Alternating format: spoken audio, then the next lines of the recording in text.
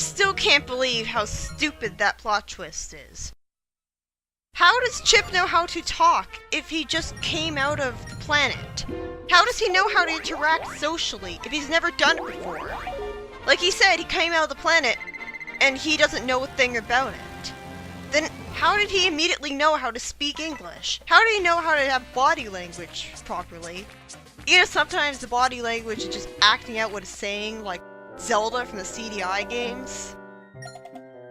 It just raises more questions than it answers. Why do they give you... Ugh, never mind. So, this is Tails being useful for the final time. Because he flies them in the tornado here. And in the Wii version, you don't have a horrible, really long QuickTime event before this point. There's no tornado sectors at all in the Wii version, which is amazing. We missed out on the cool music, but whatever. Yeah, Eggman actually built Eggmanland. And it doesn't leave an impression on you at all. Oh, this place is crazy. I'll never understand Eggman's tastes. And that's why. Good shot. It's not taking this seriously at all. Even though the entire cutscene choreography before this point has been building it up to be an epic and intimidating Eggman's base that is terrifying, with dark lighting and just everything, but look at this. Everything about it, from all the stupid jokes to the goofy music that plays that is a crappy remix of the '06 Eggman's theme. This is a perfect example of how Eggman is not portrayed as a threat anymore. Even though this entire cutscene should be building up to the final level in the game and really hyping you up and making you really feel like you should be fighting Eggman, beating him. Like this! This is doing this right! But this is in such direct contrast to the previous cutscene. Like here, there's intimidating music and stuff, but before that, it's like Eggman was all about his empire, but another thing is that his empire is not an empire if there's no one actually living in it. If all he wanted to do was build a base, then why is he calling it... Yeah. Needless to say, I rage quit and went through the entire game looking for a whole bunch of items that I missed. I didn't go back to play this until the next day. This first section is evil, because there's no guardrails at all. So if you try to boost or drift, you're probably going to die. And look, it curves! Just like in Adabat.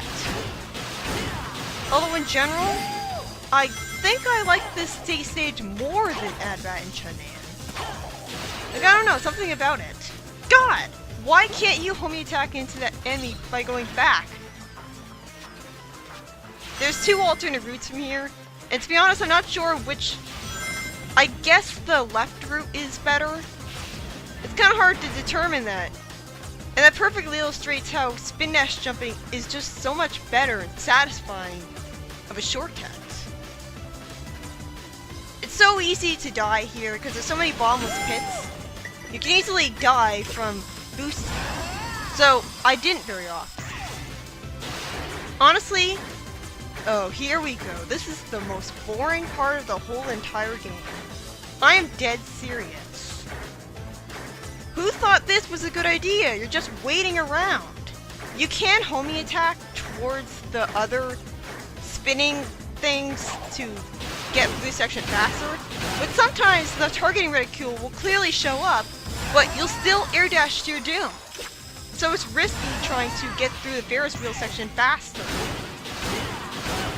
Like, you'd expect the targeting reticule to show up to ensure that you're not gonna miss.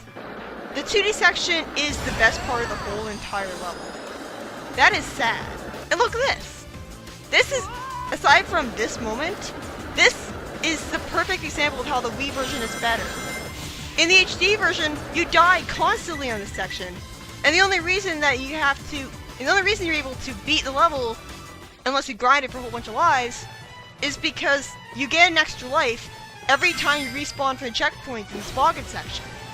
But in the Wii version, it's just a straight line, rather than a curving line with the awful, awful turning controls of the toboggan. So it's actually fair. I'm not sure why you're expected to do this again. This looks like a carbon copy of the robot at the end of Act 2 of Apatones.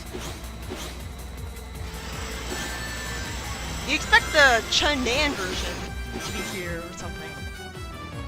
But yeah, it's just padding out the level. It's really disorienting trying to figure out how you're supposed to move along here related to the wall running. Like, I was quick-stepping a whole bunch, even when I didn't have to, because I was trying to figure out what buttons sent me in what directions. Like, does L send you up or down? Like, with one of them, at least you can turn your head to the left to try to pretend you're playing a normal section of the level. Just the wall running is disorienting. At least you don't have to suddenly do 2Ds there, with no real time to react. The range for the Lightspeed Dash is larger than you'd expect, so it's surprisingly forgiving. And this is why I hate the slide. The slide is just so irritating. If you don't realize a wall is coming up, it just destroys all of your flow and momentum by you just getting stopped by the wall. This reminds me of Sonic Adventure. But in Sonic Adventure, you jump from panel to panel a lot faster, like almost instantly. I don't see why you can't just do that again. The wall jumping is pretty finicky. How did I just Lightspeed Dash? And apparently that turns you intangible and makes you not have to slide anymore. And that'd be convenient, but it's not even kept consistent.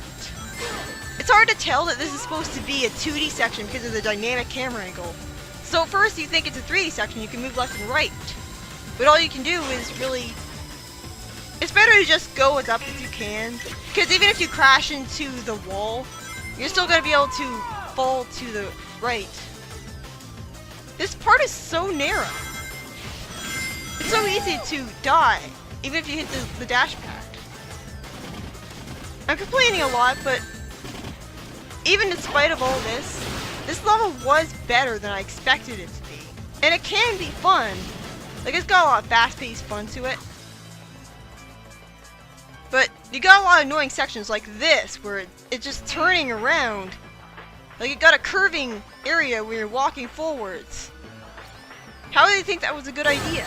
And here, the enemies are so far away from you that you can't tell that they're shooting at you, and so you're guaranteed to walk into the missiles that suddenly pop out at you, even if you're just walking around. It's not even a matter of boosting and going too fast. It's so cheap. But it's always satisfying going through the Rainbow Rings, at least. I like the aesthetic of this place and the theme. Ugh! This is the worst possible camera angle for this. If you quick step when you're moving slowly, you'll do this stupid, really wide roll, and you'll fall to your death. So you expect it to go fast, but the camera is so bad that it's really tense because you can't see what's ahead of you. You're expected to quick step to avoid bottomless pits, because the bottomless pits are what's ahead of you that you have to quick step away from. But you can't see that the bottomless pits are there because the camera, Sonic is blocking you. Pretty much every gimmick from the previous day stages are brought back here, which kind of makes the level, kind of emphasizes how samey the boost sections really are. Even though it is the final level in the game, so it makes sense to bring everything back. That item that I backtracked for, the game didn't register that I got it. For no reason. So I had to replay the entire level just to get it again. Because for some reason I wanted to get all of the items in this game. Spoiler alert, I don't. Because you have to pretty much A-rank every level in the boss fight to grind up enough medals so that you can get into every single Gaia gate and get every single item in them. So, yeah.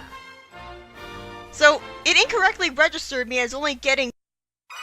Like, it says that I got one item, even though I very clearly showed footage of me getting 2 items. And it's not like dying makes you not have the item anymore. Otherwise, I wouldn't get any items at all from beating any levels. And this is so awkward. You're expected to do this, really.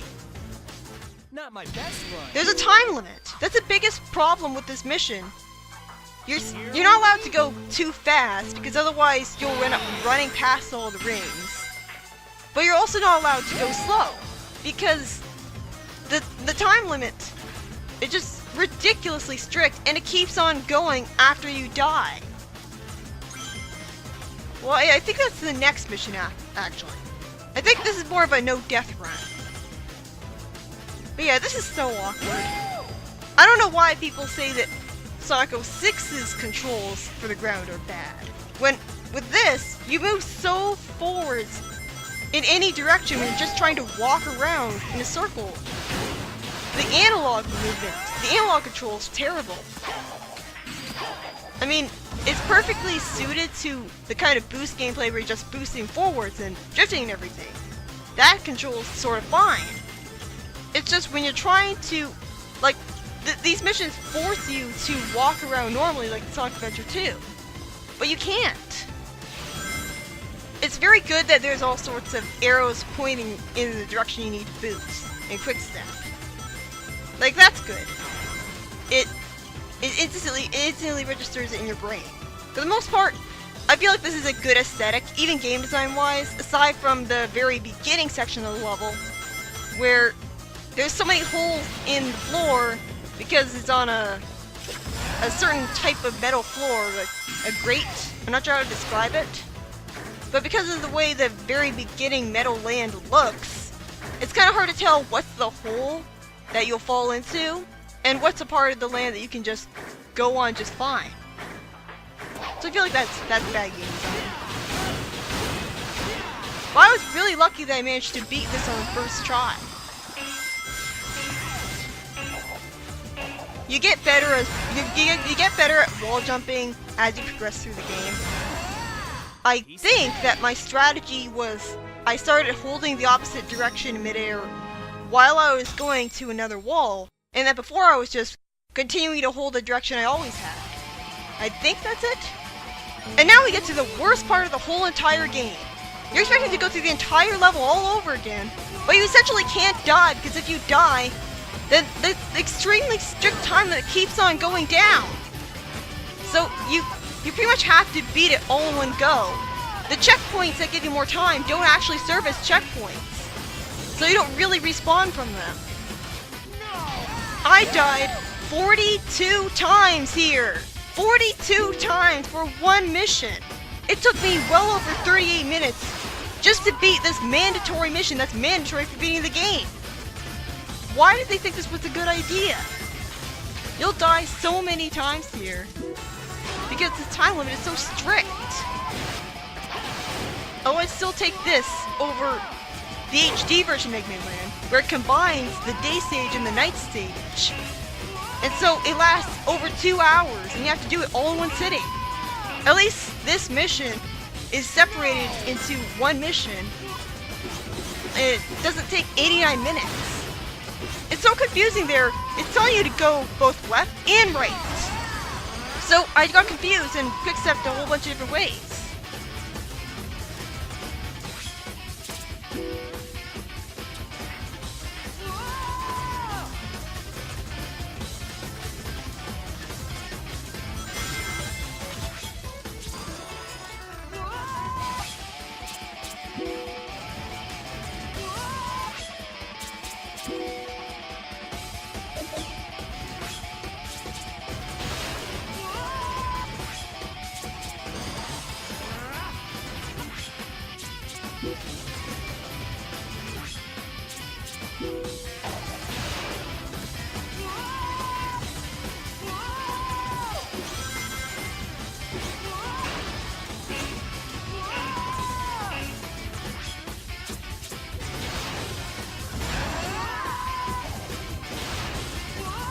See? The targeting red pill clearly showed up and I still died! Finally! And again, just to reiterate, that took over 38 minutes with 42 deaths. thought that was a good idea? And yes, this mission is mandatory. It says Eggmanland. It adds mission for Eggmanland, which is otherwise known as the night stage that you're directly led into after beating this. So it is mandatory. Who thought that was a good idea?